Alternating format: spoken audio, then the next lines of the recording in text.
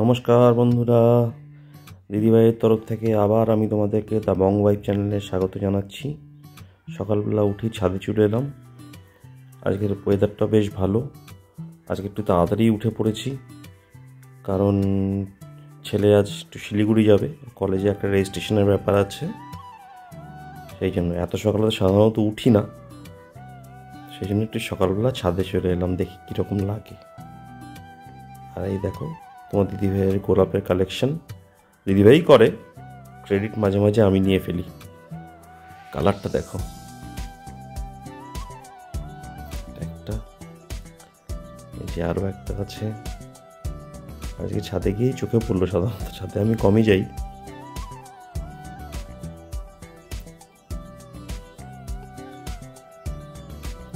যাই ঘরে গিয়ে চাটা বসিয়ে দিয়ে ছেলেকে ডেকে দিই, কারণ ও একটু আজকে সকাল সকালই বেরোবে, 7টায় বেরোবে বলেছে। তো 7টা এখন প্রায় বাজে, আমি বললাম একটু পরেই বেরো। চাটা বসিয়ে দিলাম, এবার চাই দেখি।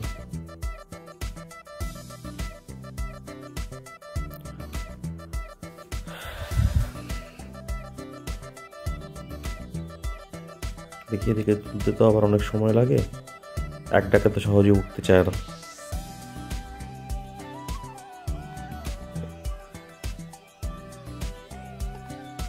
ঋষি, হ্যাঁ ঋষি, উঠ বাবা, যাবি না? আরেকটাকে দেখো, কম্বল টম্বল ছেড়ে দাদার পায়ের কাছে এসে বসে আছে ঠান্ডার মধ্যে, গুটি ছুটি লেগে বসে আছে। এদিকে আয়, তোর বালিশ কম্বল সব দেয়া আছে, ওখানে না শুয়ে এখনই শুয়ে আছিস কেন? উঠবে না এখন, ও এখন উঠবে না, ভীষণ আলসে হয়ে গেছে, ভীষণ শীতটা পড়ার পর থেকে। আয়, তোর বালিশ আয়, উঠতে হবে না, তুই ঘুমা, পরে উঠিস। তাপাস দাও। এ দেখুন কিরকম আলসে, দেখুন আবার শুয়ে পড়লো।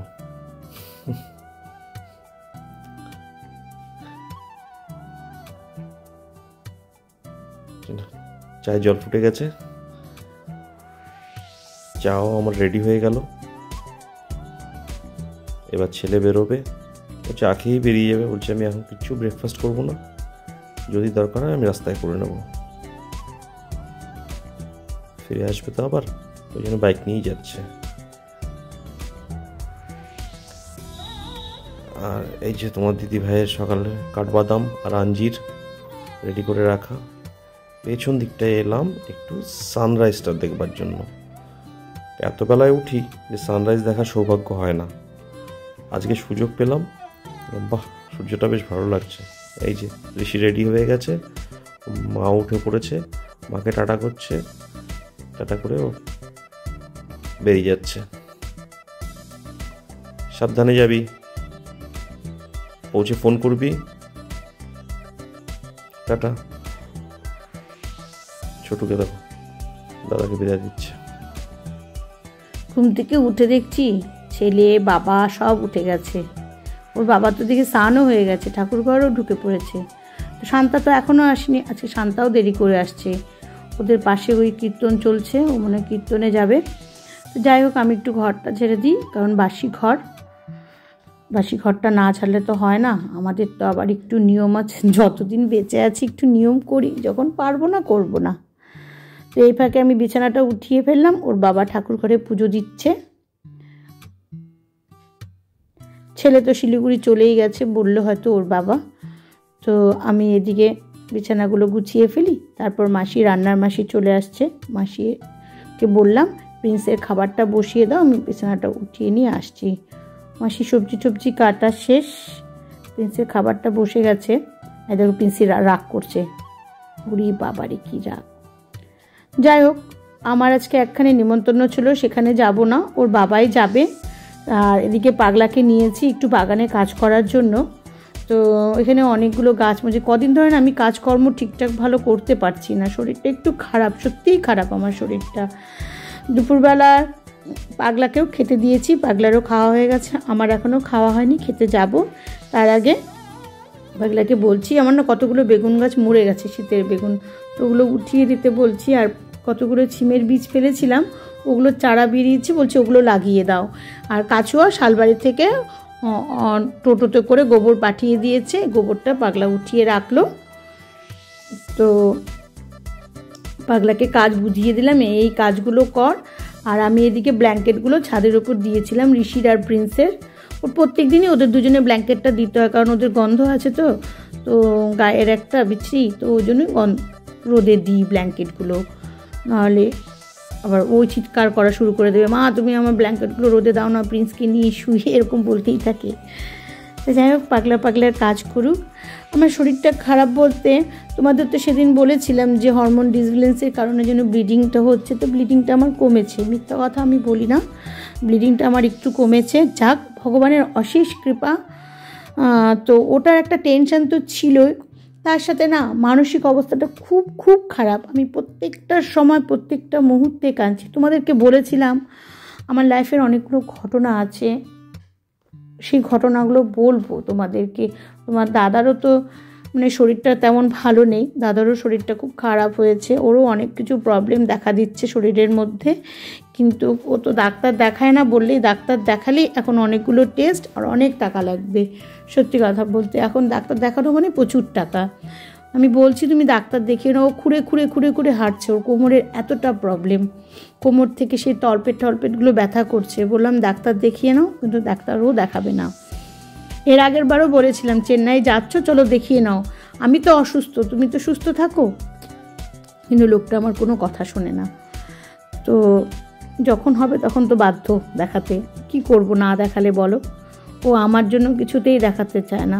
আর সত্যি কথা তো জানোই অ্যাপোলোতে কত কস্টলি, অ্যাপোলোতে কোনো কিছু ট্রিটমেন্ট করানো মানে বিশাল। এখন আমারটা করে, মানে তখন তো আর ভাবেনি, আমাকে বাঁচানোর জন্য সর্বস্ব দিয়ে করেছে ও। বললাম না শুধু আমার এই বাড়িটাই আছে, আর কিছুই নেই। কিছুদিন ধরে আরেকটা মজার গল্প তোমাদের বলি। আমার পেয়ারা গাছ থেকে পেয়ারা উধাও হয়ে যাচ্ছে, আগের দিন দেখি পাকা, পরের দিন দেখি পেয়ারাটা নাই।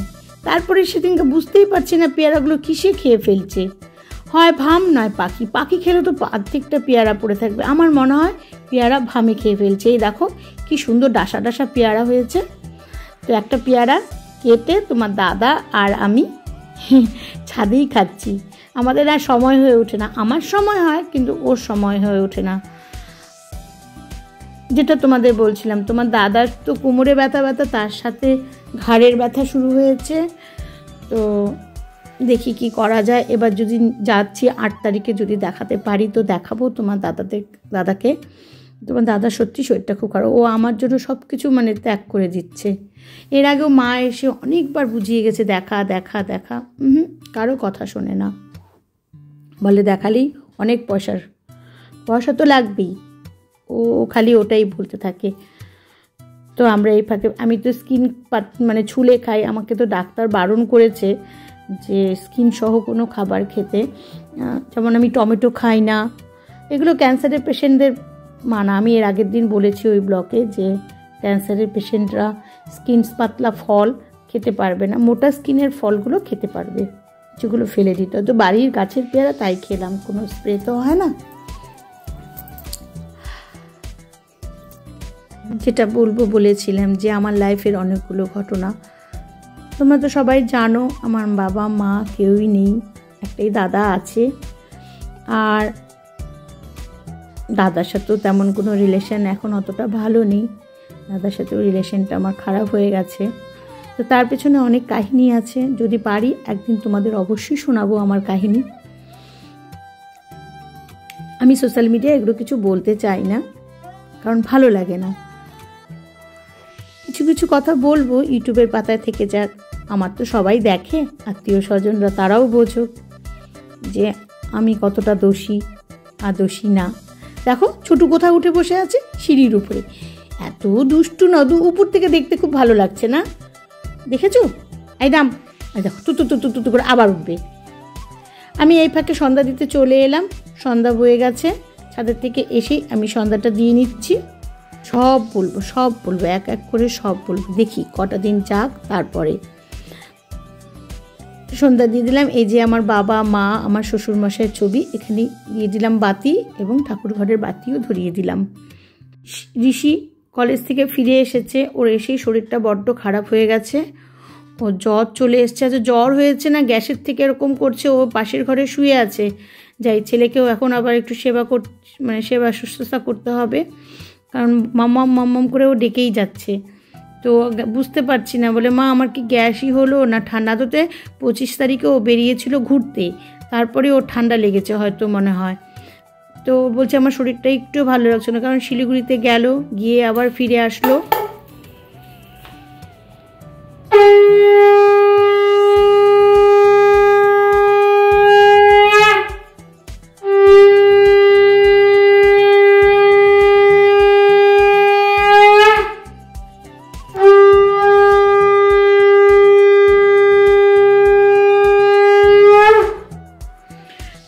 জ্বর তো এসেইছে, দেখলাম তখন গাটা গরম গরম, আমার মনে হয় গ্যাসের থেকে এসেছে, গ্যাসের ওষুধ দিতে হবে। আর কি, আমার ব্লগটা আজ এখানেই শেষ করছি, টাটা।